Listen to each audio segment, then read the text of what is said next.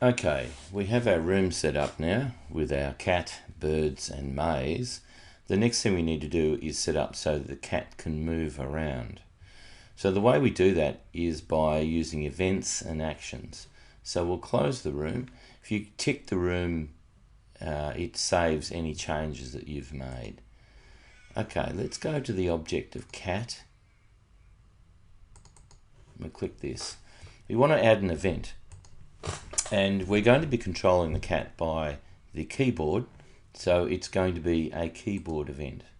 And in this case, we're going to use the left arrow to control the cat moving in a left direction. So we click left arrow, and here it appears in the events. So what action do we want to take? We want to take a movement action, and that's that green one here. And we want self. We want it to the self, which is the cat. We want it to move in a left direction, so I've clicked there. And we want it to move at its speed. If we leave it at 0, it will just stay still. So I'm going to change that to 2. And OK. Now, that's left. Obviously, the next one would be right, so we add an event. Keyboard event, right. Drag this across. We're going to move right this time at a speed of 2, and OK. We can do the same for up and down. Add event, keyboard event, up.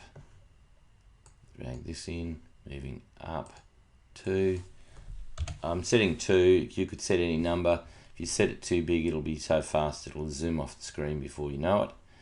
And then another event, keyboard event, down. And the same sort of thing applies, down 2.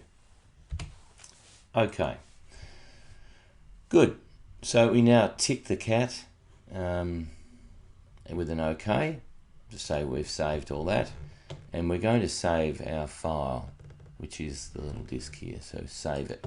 It's always good to save it before you test it, because if something happens, you can retrieve your file. Okay, to test it, we use the green arrow to run it. So we click on Run the Game.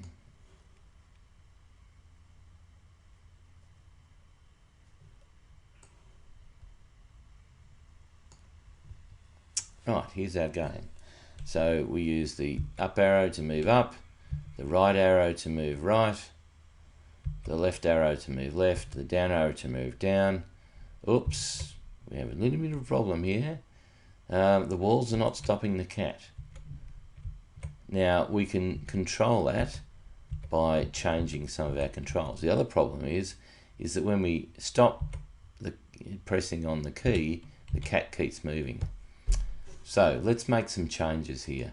The first thing is we're going to go to the cat again. We're going to add another event. It's going to be a keyboard event, and this time it's going to be no key. In other words, when we're pressing no key, we actually want it to stop. So we select stop, which is the square in the middle, of course, and we don't want it to be traveling at any speed because it's stopping. So OK. So now what will happen is if we go OK to this, we save it, and then we run it.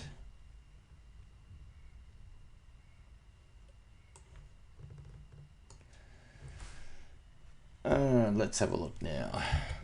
Now the cat only moves while we hold the key down. It doesn't move any other time.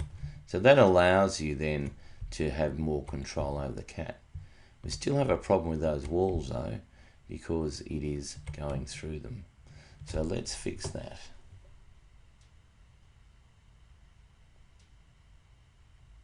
And on the next video, we'll show you how to do that.